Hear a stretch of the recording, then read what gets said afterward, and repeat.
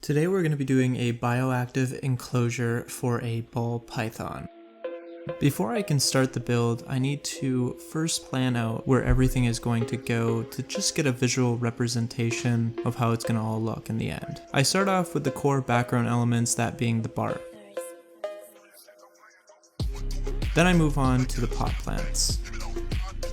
Once I've figured out where the pot plants are going to go, I now want to figure out what plants I'm going to use for the background. Now, considering that this is for a ball python, and they do have a reputation to kill plants with their massive amount of weight that they apply on the plants that they slither about on, I'm going to use the least sturdiest and least strongest plants for the background plants, and use the stronger, more sturdier plants for the substrate down below.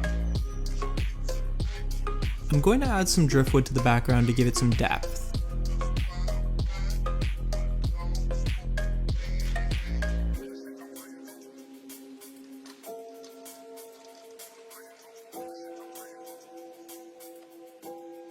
Now that I've figured out where everything is going to go, I can start applying the expanding foam. This is going to be the filler for the rest of the background, surrounding the bark, but this is by no means the finished product.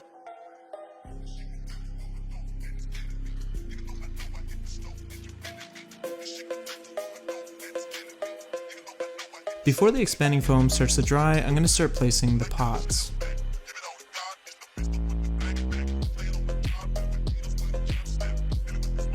Now let's cover those pots up.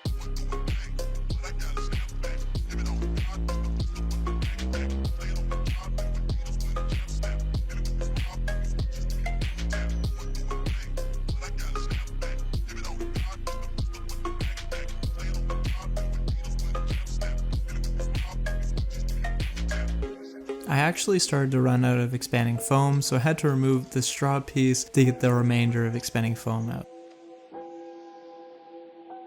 Now that the expanding foam has completely dried, I'm going to start carving it out, as the expanding foam, once settled, can give a rather unrealistic bubbly texture.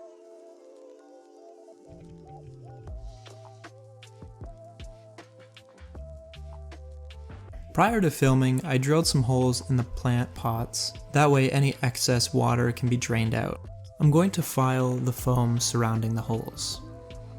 I didn't have a vacuum, so instead I used a hairdryer to get rid of any excess debris from the carved out foam. Now that the background is completely dried, shaped, and cleaned, we can start with the next step, silicone. I'm going to apply black silicone and smear it across the expanding foam portion.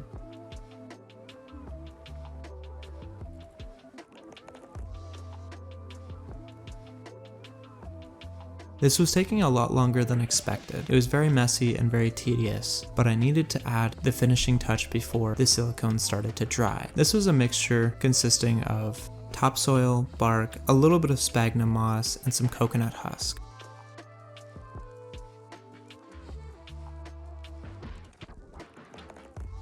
If you can't tell by now, I'm going for a very realistic approach. Now that I have left everything to dry overnight, this is what it all looks like.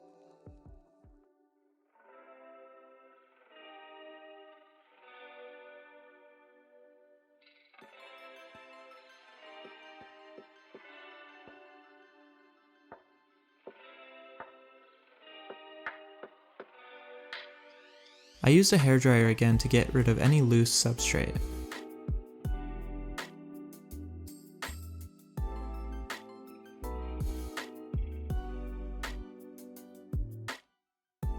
I'm going to collect the remainder of this mixture as I think it'll prove useful for a future build.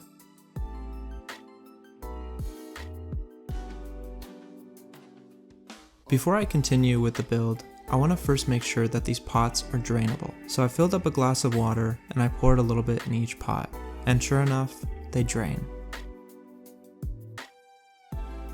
Now we can move on to the next step, the substrate. The substrate that I'm using for this build consists of charcoal, topsoil, eco earth, bark, sphagnum moss, some ABG mix that I had left over from a previous build, and coconut husk.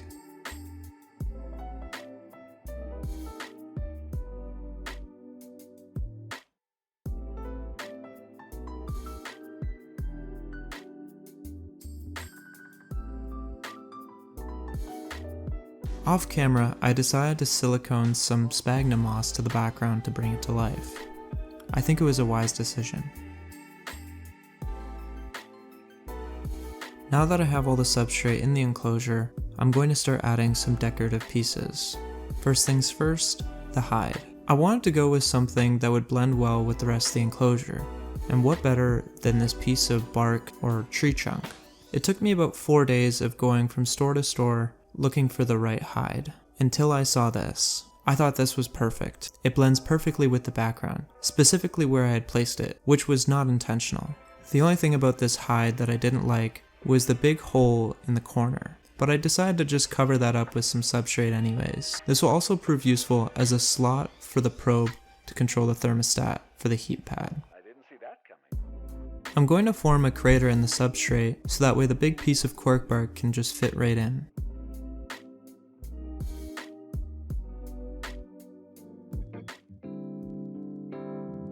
With the decorative pieces out of the way, we can start with the plants.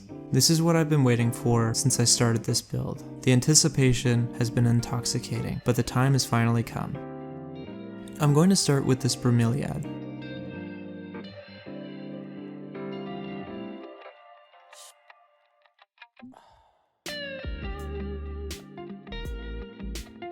Before the rest of the tank becomes too cluttered with plants, I'm going to quickly plant the background plants. The first background plant is a neon pothos.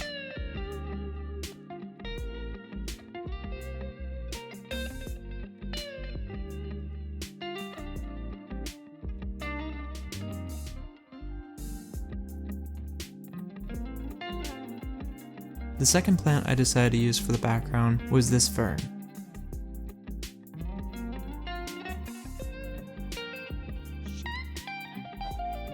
And lastly, we have a wax plant.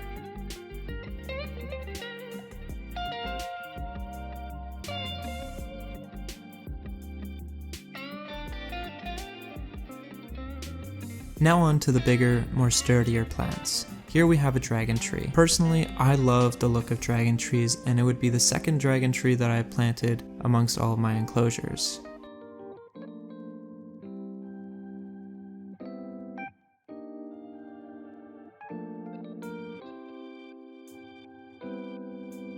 Next on the list, we have a spider plant. I've been wanting to add a spider plant in one of my enclosures for a long time.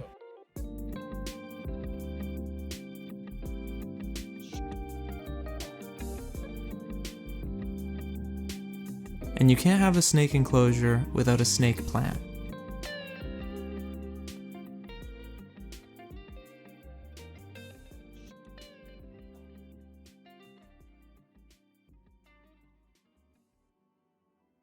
I felt that the head of the Bromeliad plant was sagging a little too low, so I decided to add some string and tie it to one of the pieces of driftwood attached to the background. This is just a temporary solution, so that way I can assist it in growing straight up. Unfortunately, I cannot remember what this plant is off the top of my head, but I will leave a detailed list of all the plants in the description down below.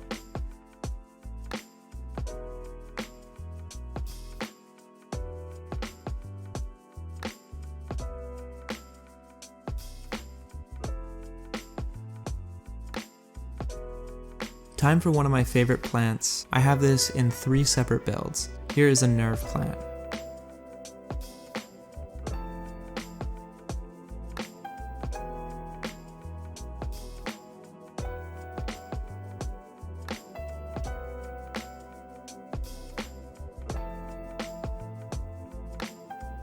Unfortunately, I can't remember the name of this plant either, but I will do my best to figure it out and leave updates in the description down below or on screen.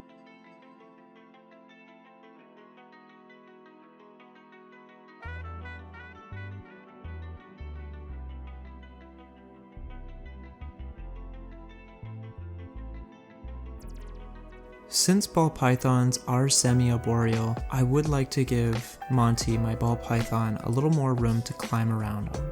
So I decided to add another piece of driftwood. So now it's time for the cleanup crew. This is probably one of the most important aspects to a bioactive enclosure. The cleanup crew consists of 2 microorganisms, isopods and springtails. Having these guys in your enclosure is what's going to make your bioactive setup self-sustaining. They will work together in keeping your enclosure as clean as possible, eating away at any decaying animal matter or plant matter, that being feces or leaf litter, and then recycle it back into the substrate, making it a fully functional, self-sustaining ecosystem. For any new vivarium, part of its cycling process is the development of minor mold. Now this is completely normal for any new vivarium. The springtails will pick up on the scent of mold and start attacking it immediately. I've seen development of mold in many of my enclosures, some cases bigger than others.